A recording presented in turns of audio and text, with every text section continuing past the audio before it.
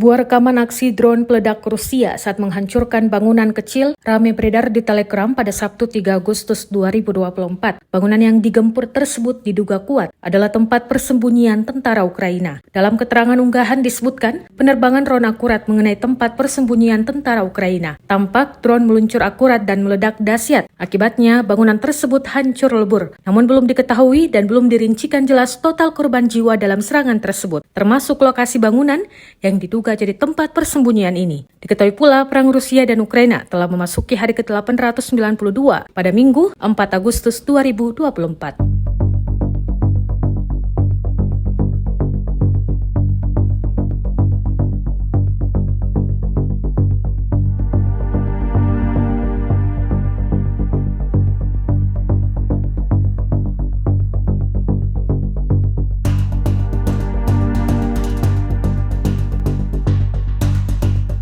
Download Tribun X sekarang, menghadirkan lokal menjadi Indonesia.